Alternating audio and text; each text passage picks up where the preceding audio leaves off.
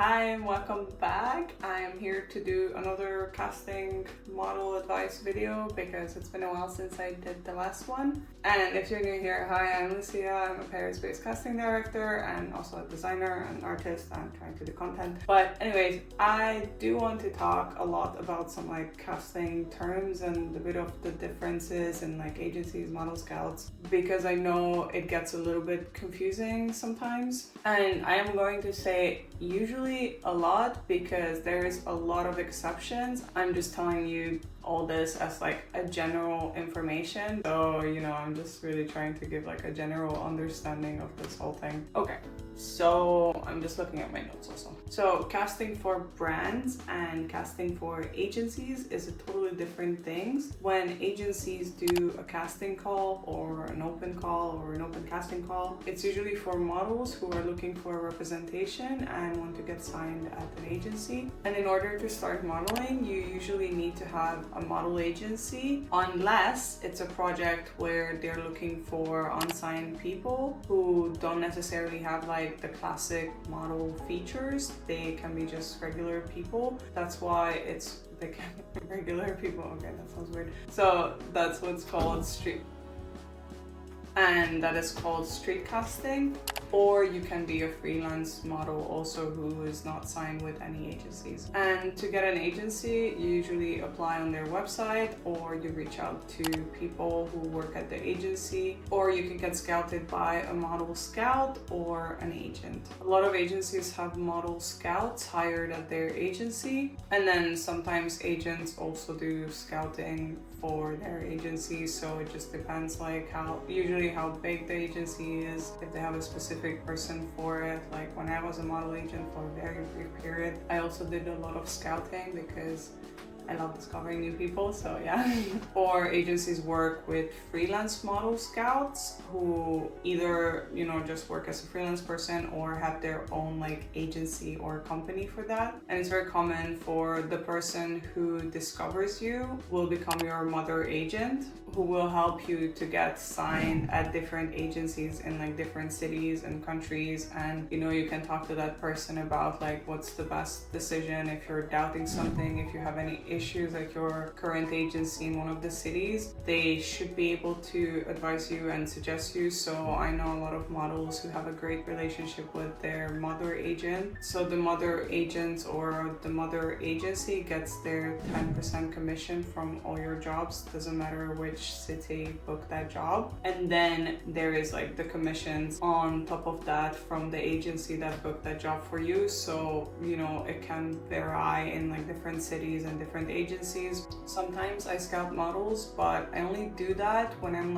really truly believing that that person could actually be working a lot in this industry and would be able to get really great jobs. Otherwise, I feel it's a waste of my time and their time, and I don't like to suggest people that I'm not 100% sure about. So that's just me, but there's a lot of people who would scout literally anybody who looks a little bit like a model, and then maybe one of those people would actually work out. But I feel I don't like to operate that way, to be honest, but it works for some people, so why not? And then I would just recommend that potential model to an agency where I think it would be a good fit for them. So, I try to take care of that part, but then after that, I don't like to become the mother agent because I don't want that to be my job. I'm not a mother agent, I'm not a model scout, I'm a casting director. I want to keep it that way, so that's why I usually don't do that. So the other type of castings is when casting directors or brands are doing a casting that is for a specific project or job. It can be fashion shows, e-commerce,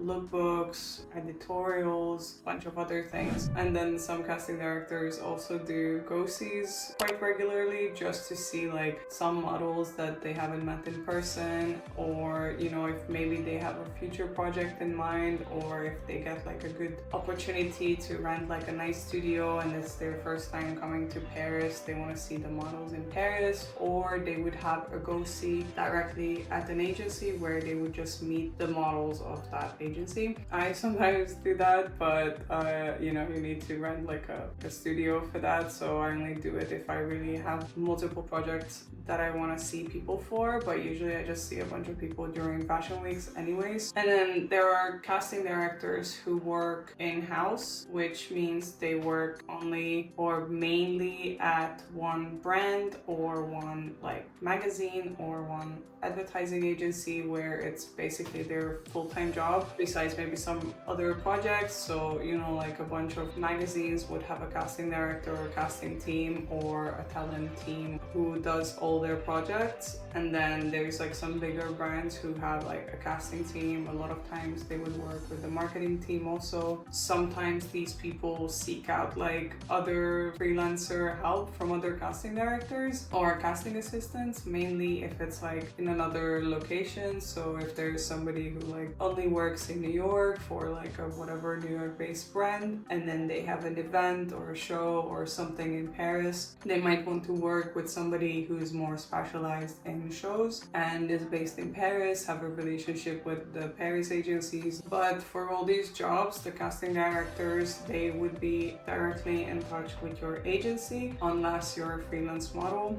or you're a street cast model, then we would reach out directly to you. For example, if a model who's like reaching out to me in email or DM me if they can come to a casting, or if I have any projects, if I know that they have an agency, I'll just tell them that I'll be in touch directly with their agency, because I do not like to go around it. And also in Paris, it's a bit difficult to work with unsigned models for a lot of bigger brands. Whenever a model reaches out to me and sends their application just in general, or they reach out to me if they have any potential casting, I always keep all those applications on file. And then if there is any suitable project, I reach out to them where I let them know about the casting brief. I send this as like a casting request. So this does not guarantee that you will get that job. It just means that you are being considered as a potential candidate for that project. Maybe we need more pictures, more videos, more information. And then if the casting goes through, then you will get a job confirmation. But if it doesn't, you will be released from the job. A lot of times you would get confirmed for things and then jobs can be cancelled, postponed. There is no guarantee. I literally have jobs as a freelancer that gets like cancelled and postponed all the time. So it really do suck. That's just one thing that I wanted to talk about. There is like the different steps how you get from casting to a confirmed job and actually doing the job. One of them is pre-casting, which is basically the same as casting. It's just there is like a pre-step before. A lot of times it's to see new faces or like very, very new people who haven't done this at all. And then for casting, we kind of see a wider range of people, but it's very different for each brand, for each casting director. So it's kind of the same thing, to be honest. And then there's the callback. The next step after casting is usually when you had a casting that went well and we want to introduce you to the client. So during fashion weeks, usually we don't have that much time. If there's a casting, we would maybe ask you to wait a little bit, and that's your callback. And then we would like introduce you directly. That wait can be 5 minutes to an hour, which is annoying, but keep in mind that this is the next step for you to get a job. That's why it's very important to stay, even if you have like other castings to go to. If there's a chance for you to like just stay a bit longer and then go to that casting later or the next day, do that, because this is already a good sign that you are a strong candidate for that show. And then after the callback, there is the fittings, which is the next step. So I work a lot in shows, so I'm kind of giving this example more for shows, but it is the same steps for a lot of other jobs. When you have a fitting, that's great also, because then they're trying a look on you, and if the look works, the client and the stylist, the designer, and everyone's happy with that look on you, you will be closer to get confirmed for the job. But usually all this gets like finalized when all the looks are fitted and and a lot of times they are trying on the same look on other models. So maybe someone who comes after you for fitting tries on the same thing and they really like it, then that model gets confirmed. Sadly, there is not enough looks for everyone, and a lot of times I'm super sad for some models that I really love and thought they look great, but then there's so many people deciding this. It's not just like the casting director being like, oh, I like this person, but I don't. And then after you get confirmed, hopefully, if not, you get released, and yeah, that's basically the process. And then you go do the job, and then you have your call sheet, which is another very important term, where you're supposed to have all the details about that job. So the date, the time, location, any contact that you might need, and then a lot of times they put like a little map of like the backstage or the entrance of the building. And then if you need like any other information, like sometimes we request models to come with like freshly washed hair or clean nails, so your agent is normally sending this to you when